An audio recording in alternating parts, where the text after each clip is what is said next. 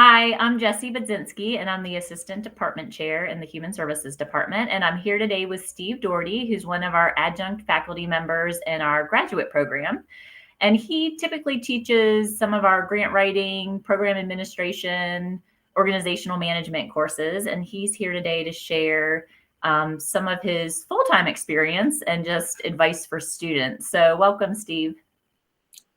Hi, Jesse. Good to be here. Yeah, thanks for being here. So, the first thing I wanted you to share with students is what your own educational background is. Um, long time ago, I started as a medic in the Air Force during during Vietnam, and then come out, get my MSW in social work, begin working in foster care in Brooklyn with court-placed teenagers. Um, Shifted over to working with adults with mental illness, homeless outreach on the west side of Manhattan over in Hell's Kitchen. Mm, And then got recruited took over as CEO for a nonprofit up in Connecticut back in 1987. And so stayed there for about 25 years. Started teaching for Fordham in 1993.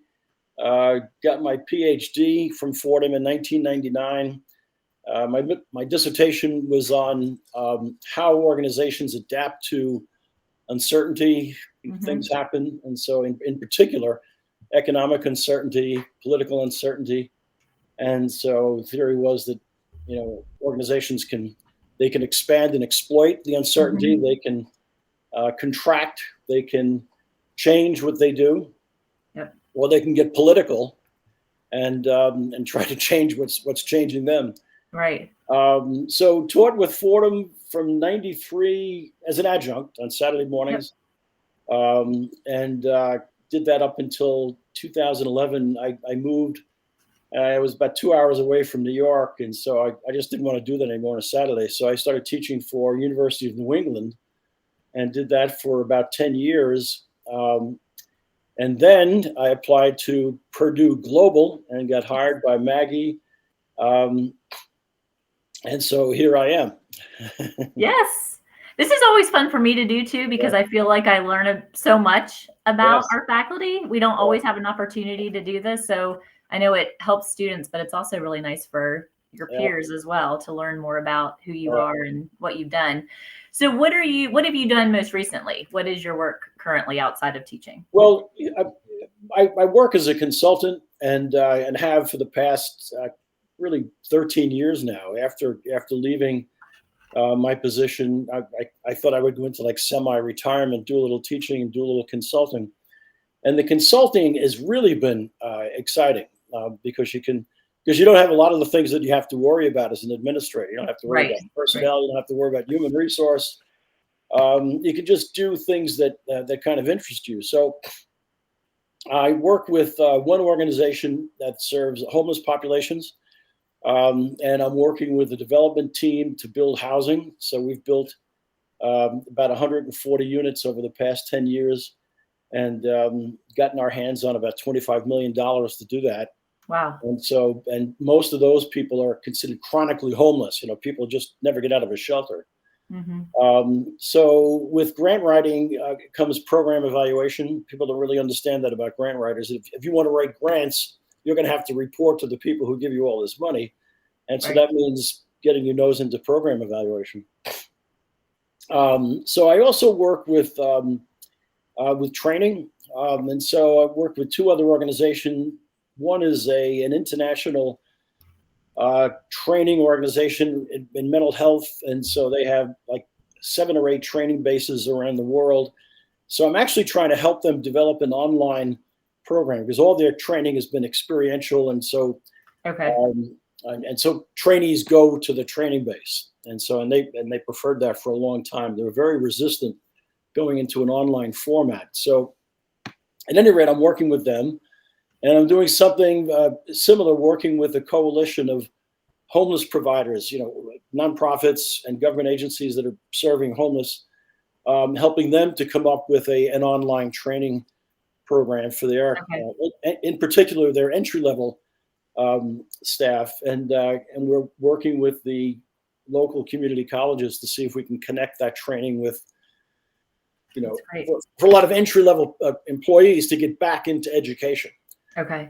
So we're working with community colleges to give credit for their training, and they're looking into creating a certificate program for people.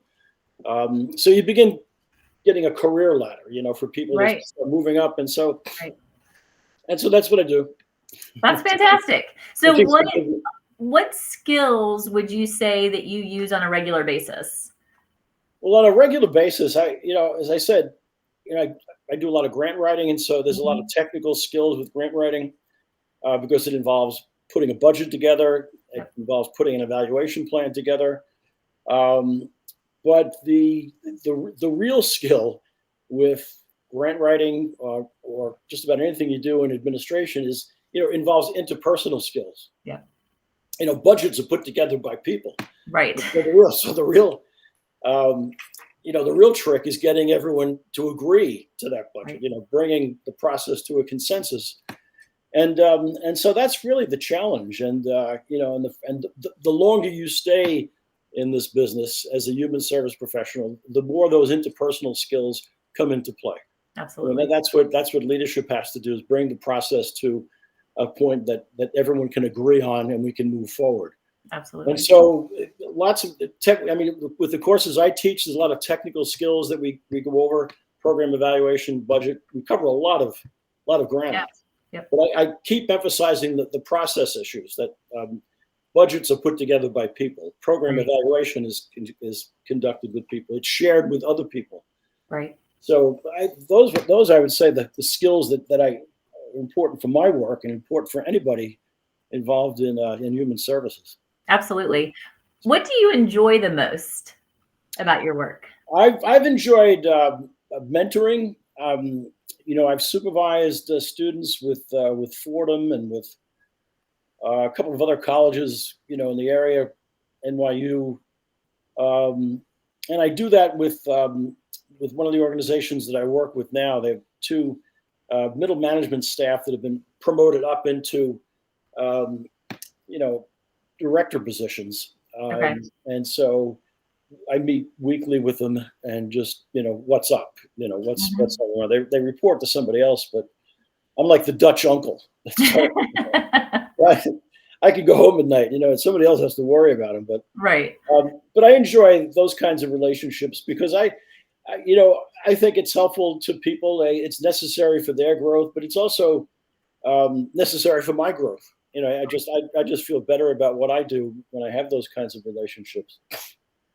And the other thing that I enjoy is, with grant writing is, it's something tangible. When you get, $1 million grant, yes. you feel so good. Right. You hit it out of the park. You're So I've gotten a kick about that. As a CEO for the nonprofit, I just did a lot of grant writing. I never studied grant writing. I never took a course in grant writing. Wow. But I found myself teaching it at Fordham and then teaching it at University of New England. And then Maggie hired me to teach it here at Purdue Global. So I'm self-taught. But those are the things that I enjoy. Thinking about your students that you're teaching now here, what advice would you give them? Because oftentimes the courses you teach are kind of towards the end of our graduate program, so they're pretty close to graduation usually. So what advice would you share with them? Yeah, I think what they have to be prepared for is the frustrations of working in the field of human services. There's a lot of reward, in helping people to change and making a contribution. But, the human service profession is, it's very chaotic in a lot of ways. Working with homeless populations, with some board members with this one organization, they don't understand the chaos. They don't understand that that human services for homeless populations was really a train wreck like 30 years ago. deinstitutionalization and people coming out into the community, and there really wasn't services in place, wasn't places to live, didn't have any friends. I mean, it was a train wreck. Right. And so, you fast forward 30 years later, you say, well, why aren't things more organized? But who designed the system? Well, when you're working with a train wreck, there is no plan. You Right. put together the plan as you're pulling people out of the wreck. And so, the human service system is fragmented in a lot of ways. There's lots of attempts to integrate it, coordinate it, have it work together as a system, but it's still it can be a very frustrating experience. Sure. And so that would be my advice, to, be aware that that's just the nature of the beast. Right.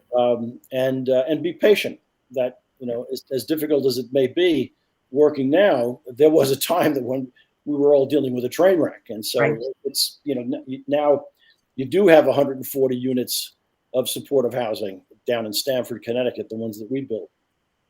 That wasn't there 25 years ago. Right. And that's true across the country. And so have that long view of your career and the people you work with, and be patient. I know. I think there was another question that you wanted to raise around of what would be some advice. And so one of the piece of advice that I would share with students is learn to ask questions. Yep. Don't be afraid to ask questions. Stick your hand up. Ask the question. Even if you think it's a dumb question, even if you're afraid somebody else is going to think it's a dumb question, ask the question. Learn how to be good at asking questions. Answers are easy. You can go to Google and get any answer you want. Right. But the problem is, what's your question? Right. And when you think of everything, everything we just talked about, with a budget, budgets are put together to answer questions. Yep. Questions about your money. Evaluation plans are put together to answer questions.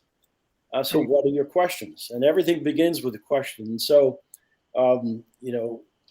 our students, I always tell them that, that 5 years, you and your shiny new degree from Purdue are going to be bumped up the ladder, and you're going to be given a responsibility, and you're going to be accountable. And so one of the things that you're going to have to be able to do to be effective is ask questions. Yeah, absolutely. That's what leaders do. Leaders ask questions. Where are we going? How are we going to get there? Who's going to do it? Yep. They're all questions. And so that would be my advice. And the other piece of advice that I tell them, it's Dr. D's golden rule: answer the questions that should have been asked. That's a great one. That there are discussion questions that we have in discussion, good questions. If you're working with a program, people would come in and say, well, how many people do you serve? That's a good question, right? So you answer that, but you have to you should answer the questions that should have been asked as well. Like, well, what happened to them? Right. Who were they? And so, as a rule, answer the question that you've got, but then answer the questions that should have been asked. Yeah, that's great. So that's great. And you do such a great job in your courses of encouraging that, I've noticed. So I feel like that's something that students probably take from your courses, is the importance of asking questions. Yeah, I think they, it takes practice. You have to, I use the expression, you have to stick your nose in it. You really have to push yourself. And I tell them, I said, it's hard asking questions. The reason that people don't ask a lot of questions is it's hard. Right. And that's why I'm telling you to get good at it, because you got to get good on the things that are hard, not just the things that are easy. And so, force yourself to ask one question a week. That's all. That's all I ask, is just think of one question. And you'll see how hard that is. And that should tell you how important it is to get good at that. Because it's hard. Right. Great practice for them. Well, Steve, thank you so much for taking the time to do this. Is there anything else that you want to add that I didn't ask? No, you've been pretty good with your questions. I get, final words, just things change over time, and be patient with yourself and the people around you. Yeah, that's great. And use every day to learn something new. Awesome. Thank you so much. I really appreciate it. All right. Thanks, Jesse. All right. Take care, Steve. Bye-bye. Bye.